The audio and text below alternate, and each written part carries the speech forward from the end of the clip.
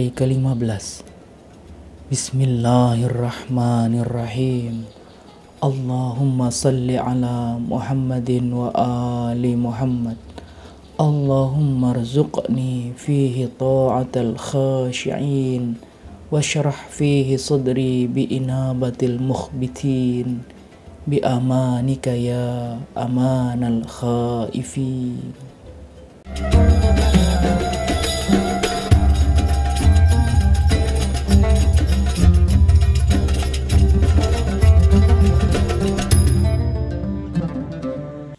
A'udzu billahi minasyaitonir rajim. Bismillahirrahmanirrahim. Alhamdulillahi rabbil alamin. Wassalatu wassalamu ala asyrafil anbiya'i wal mursalin sayyidina Muhammadin wa alihi at-tayyibin at-tahirin wa ashabihil mayamin al-muntajabin wa man tabi'ahum bi ihsan ila qiyami yaumiddin. Pemirsa Al-Qurba TV yang dirahmati oleh Allah Subhanahu wa taala, Syahrul Mubarak alaina wa alaikum wa aqulu lakum jami'an salamun alaikum warahmatullahi wabarakatuh. Pemirsa yang dirahmati oleh Allah Subhanahu wa taala, kita sebagai pengikut Ahlul Bait Ar-Rasul sallallahu alaihi wa alihi, kita pasti mengetahui bahwasanya tanggal 10 Ramadan kemarin merupakan hari wafat daripada manusia mulia, yaitu Sayyidah Khadijah alaihissalam. Yang kemudian ada seorang yang bertanya, kira-kira teladan apa yang bisa kita ambil, kita dapatkan dari sosok mulia Sayyidah Khadijah alaihissalam, sehingga kita bisa terapkan dalam kehidupan kita sehari-hari. Pertama-tama, bahwa kemuliaan, keistimewaan, keagungan yang didapatkan oleh Sayyidah Khadijah alaihissalam itu karena keteladanan beliau, karena kepribadian beliau, karena sifat-sifat beliau yang baik, yang mulia dalam kehidupan beliau sepanjang hidupnya. Jika kita ingin mengambil pelajaran dari beliau, yang pertama yang bisa kita ambil dari beliau adalah bahwasanya Sayyidah Khadijah mencintai Ar-Rasul sallallahu alaihi wa alihi dengan cinta yang tulus. Al-hubbul khalis lirrasul sallallahu alaihi wa alihi. Cintaan yang tulus. Cinta tanpa embel-embel. Itu karena beliau mengetahui dengan sebenar-benarnya siapa sosok Sayyidil Wujud Mustafa Muhammad sallallahu alaihi wa alihi. Yang kemudian cinta tulus itu berkembang menjadi ketaatan. Beliau selalu taat kepada Rasul sallallahu alaihi wa alihi, dan sejarah mencatat bahwasanya ketika Rasul diutus menjadi nabi, orang pertama yang memasuki Islam dan mengambil syariat Islam adalah Sayyidah Khadijah alaihissalam.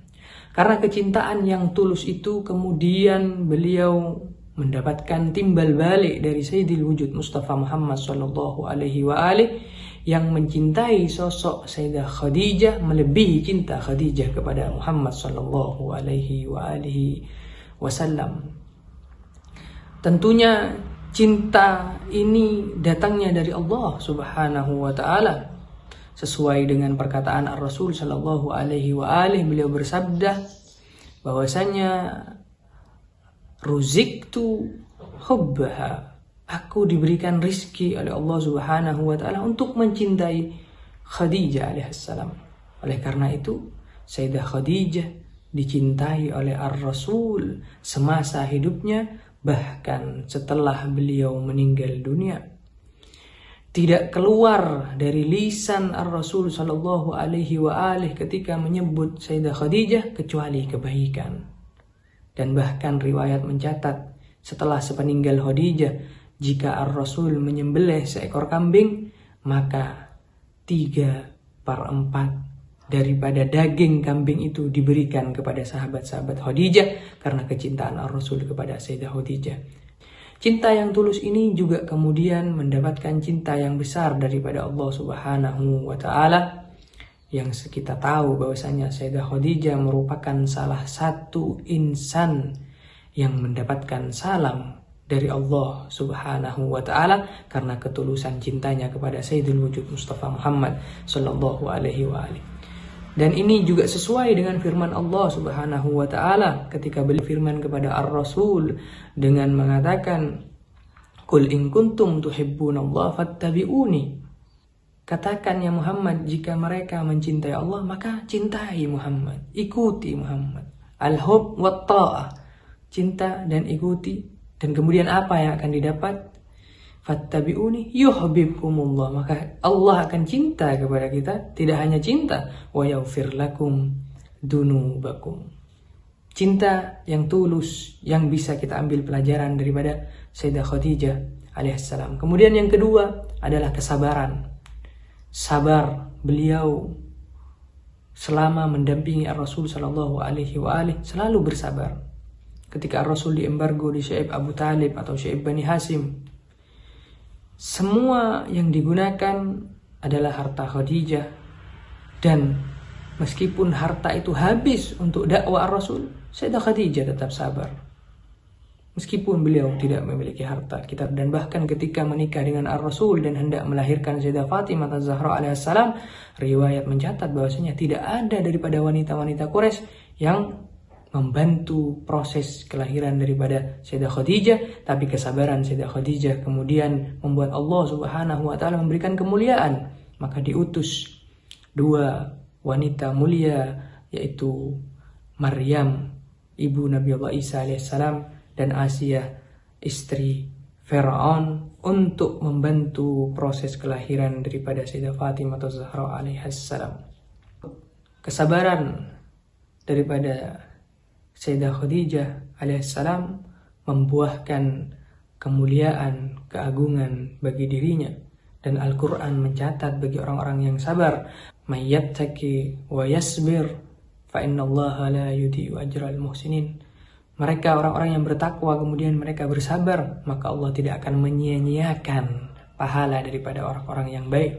Dan dalam ayat lain Allah berfirman, "Innallaha ma'as sabirin." Sungguh Allah selalu bersama orang-orang yang sabar.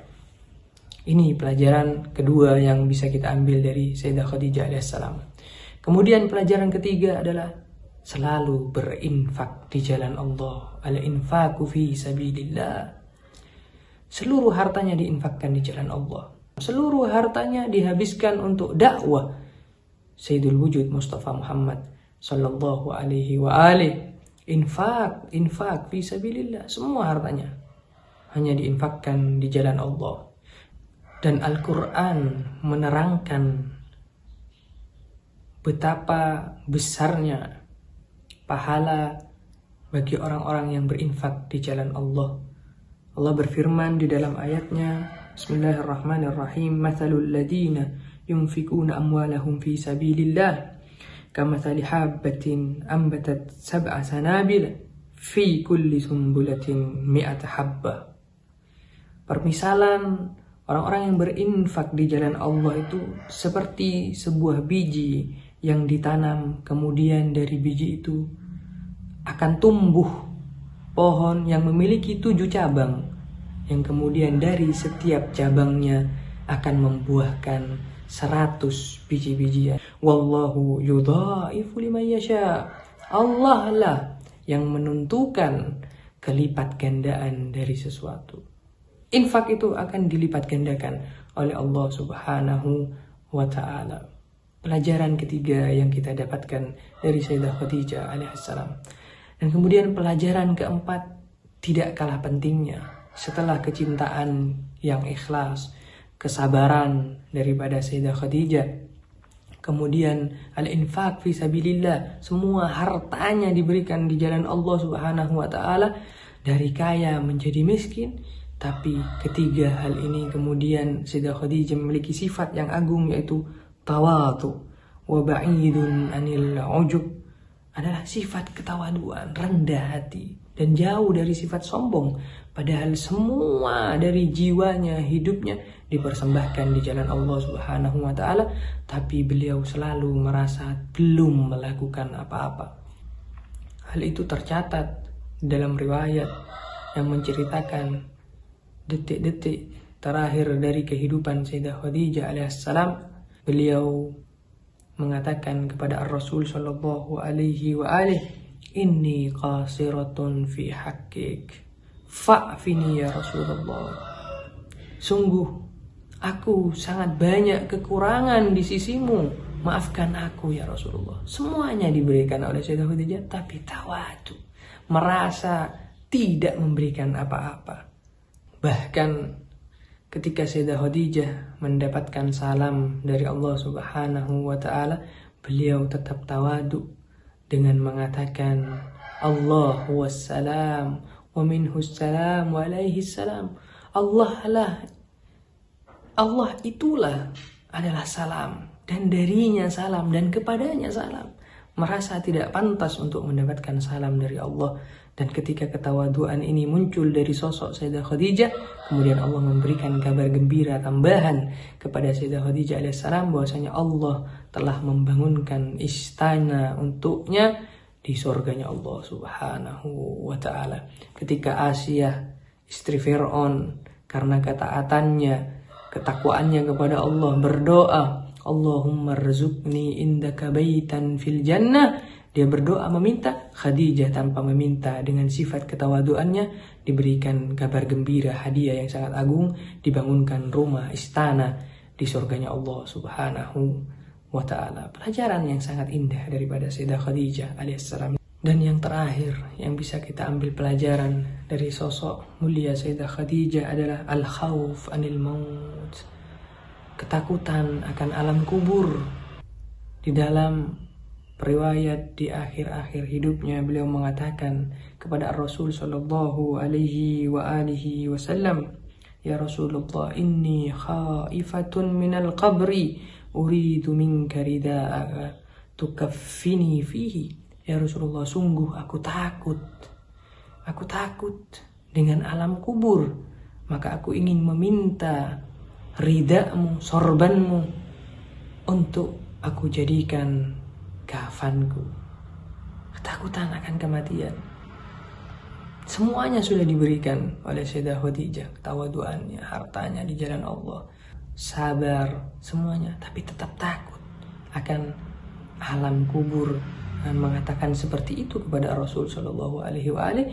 Ketika Allah mendengar ucapan Khadijah, kemudian Allah menyiapkan kafan khusus untuk Sayyidah Khadijah alaihissalam.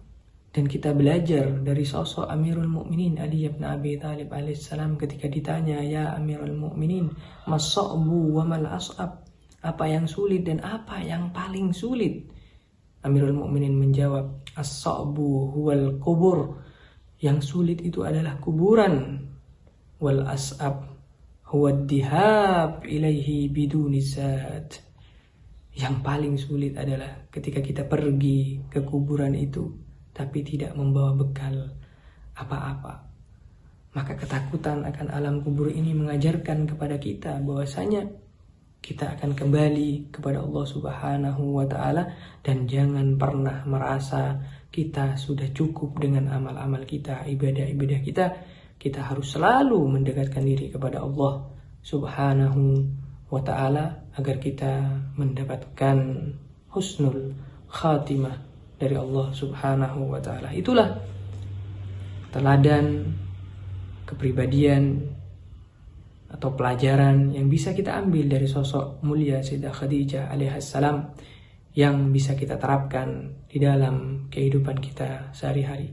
Semoga Allah Subhanahu wa Ta'ala selalu memberikan taufik dan inayahnya kepada kita semua, sehingga kita dapat menjalankan keseharian kita, ibadah kita dengan sebaik-baiknya. Walakum minkum. Wassalamualaikum warahmatullahi wabarakatuh.